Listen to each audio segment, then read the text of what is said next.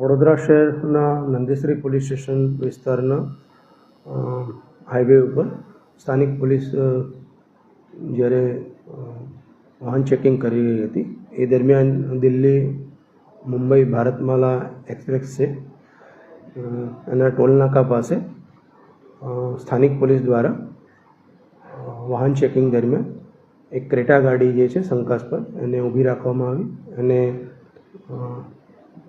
Check કરવામાં આવતા એમાંથી 4,60,362 રૂપિયાનું દારૂ જે છે એ મળી આવે, જે સંદર્ભે નંદેશ્રી પોલીસ સ્ટેશનમાં એક પ્રોહિબિશનનો ગુનો દાખલ કરવામાં આવેલ છે.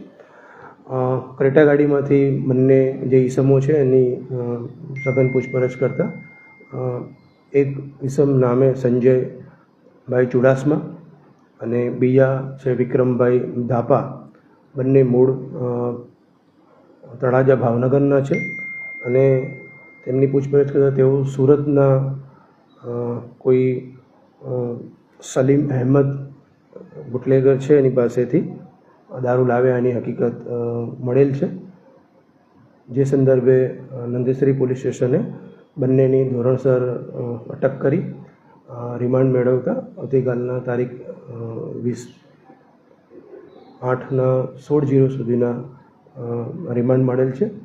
વધુ પૂછપરછ અને તપાસ ચાલુ છે. સંજય છે એ પોલીસ કર્મી છે, ક્યાં ફરજ બજાવે? સંજય જે છે એમાં પૂછપરછ કરતાં તેઓ એક લાંબી માંદગીની રજા ઉપર છે. તેઓ પોલીસ કર્મી, એમની પાસેથી આઈ કાર્ડ પણ મળ્યું છે, તેઓ પોલીસ કર્મી જણાયા છે અને ગોધરા રેલવે પોલીસમાં તેઓ ફરજ બજાવે છે, પણ લાંબા સમયથી કોઈ માંદગી રજા ઉપર છે તેવી હકીકત મળેલી છે.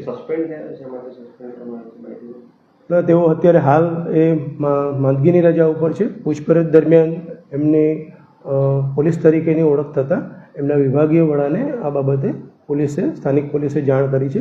તે આગળની જે કોઈ ડિપાર્ટમેન્ટલ કાર્યવાહી કરવાની હશે એ તેના વડા કરશે. અને પહેલી વખત